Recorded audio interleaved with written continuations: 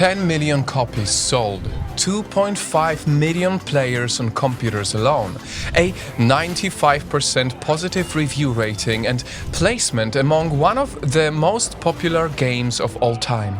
This game did all of that in just 10 days. In 10 days.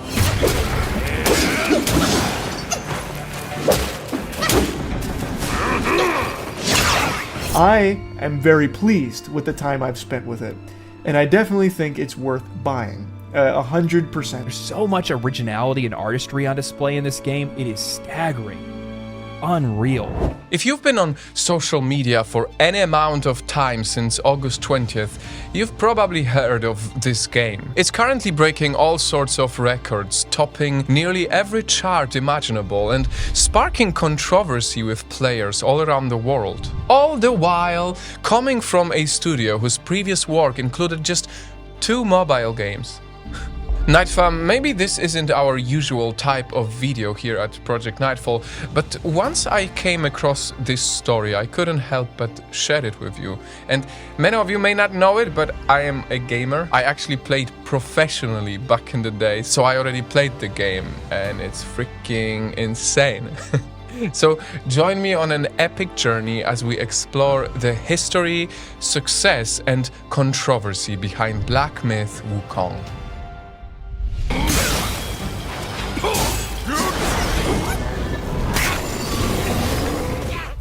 Before we get into the thick of it, let's cover the basics first, okay? What even is this game? Well, Black Myth Wukong's origins are fairly humble. Development started in 2018 with just 7 people. For context, huge blockbuster games usually consist of teams of hundreds of people at least.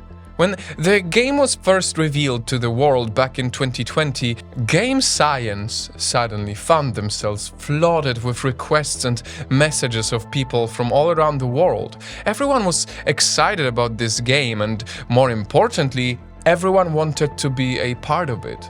The studio went from 7 people at the start to over 150 by the time the first look was revealed. Over 10,000 people wanted a job with them, and some were offering to even move to China in order to work with them. Now, not only was this game looking spectacular, the source material it was based on is even more interesting. Black Myth Wukong's story draws inspiration from the monumental, groundbreaking Chinese novel called Journey to the West. Over the last 2 centuries since its inception, this story is widely considered to be one of the most influential books in all of Asia or even the world. Its themes, morality, teachings, philosophy, and Buddhist tones have been a cornerstone of many other popular stories. You know that little, not so well-known anime about a young boy training, soaring on clouds and journeying into unknown lands? Dragon Ball? Which, by the way, I am planning to maybe one day get a tattoo of Goku on my body. That's how big of a fan I am and how much this anime influenced my life. But here's where Black Myth offers its big twist. It's not an adaptation of the original story, it's a sequel. The game takes a beloved story, uses the groundwork that's familiar to its Asian audience, and then crafts a compelling narrative to both round out and continue the original plot. So we've got a time-tested story, a passionate but inexperienced game studio with huge ambitions, and millions of people around the world excited to see this game release. It's not a surprise, the hype surrounding it was reaching critical mass. With every trailer, every article and reveal, the bar was being lifted higher and higher. People were expecting this game may match the Elden Ring, which, by the way, to those who are consistently wondering if this is a Souls-like game or not, well, a bit, but not fully. I'm actually playing Elden Ring right now.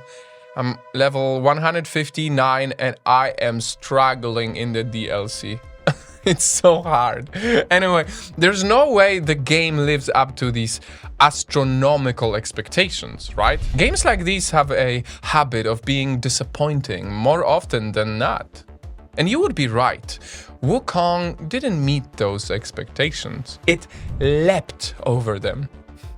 Since its release on August 20th of this year, Black Myth Wukong has had one of the biggest debuts in gaming history. As I said earlier, 10 million copies sold in the first 72 hours. Over 250,000 people playing on Steam alone at the low playtime. Just to provide some context, these numbers are considered a high point for most games. But the question is, what makes this game so special? And I guess the answer is actually quite simple. Black Myth Wukong is a modern-day masterpiece. Let's start with the technical side of things first. I mean, just look at this thing. I'm not just talking about the pre-made cutscenes.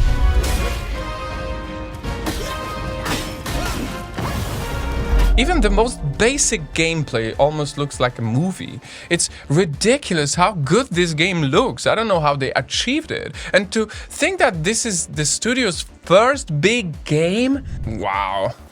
Every single part of the world is brimming with detail. There's no repeating or copied environments that are so common in games these days. And then you add in the fact that the world this game takes place in, a world as rich and interesting as Chinese myths, and you get something truly special. That's even without mentioning that the game has zero elements that modern games are often hated for. It's quite well polished in the current patch, at least. I don't know how it was when it started. I've seen that some people are complaining, but there weren't any glaring game-breaking bugs. There's no hidden play walls or loot boxes that are a gateway to gambling. Most importantly, the game is complete. It's a full experience. If you go to YouTube right now, you'll find dozens and dozens of videos saying how amazing this game is. Wukong is a challenging, thrilling adventure with unique lore, setting, and vibe, and I definitely recommend it at some point. This game from an unknown studio for Western gamers. New IP, not using Star Wars or any other established IP.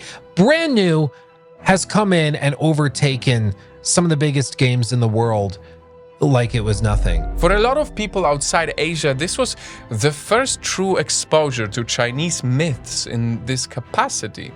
But this amount of success doesn't come easy. The game of this scale will obviously have some controversies, and certain parts of the internet had very serious insults to raise. The main issue people took with the game is that it's not diverse enough. Oh my goodness, they are so offended by it. In a game where you play as a magical monkey that can transform into a magical toad and fight white werewolves, golems made out of gold, and spirit warriors from Chinese folklore. Not enough diversity. I'm sorry, but I just cannot see how this game isn't diverse. There literally are just a handful of human characters, and even then, among those, they're fairly well split between men and women. Honestly, I don't even want to go into it, because people who get offended by these things, they will get offended by the air that surrounds them. So I don't want to go to this. But then there was also another drama that game journalists who haven't even played through the whole game raised. The gaming community, as it often does, simply rejected these claims. But all in all, perhaps this drama helped them, because there's no such thing as bad press, right? At least before the release of the game. It brings it in front of more people. Anyway, the point is this. Black Myth Wukong is pure quality, made by talented, hardworking and passionate developers, and that quality is recognized by the biggest entertainment industry in the world. It can definitely stand with industry-defining giants like Elden Ring or Baldur's Gate, The Witcher 3, which is my favorite game of all time, but Elden Ring is kinda slowly getting there. I like the story of Witcher more, and the gameplay of Elden Ring more. But if anything, this whole thing proves only one point. In this chaotic time of AI-generated content, unfinished games being released in a rush, and disappointment after disappointment from major titles, Black Myth Wukong stands head and shoulders above the rest. And I am just glad that a genuinely amazing game is getting all of this crazy attention and coverage instead of another cash grab or undercooked disappointment.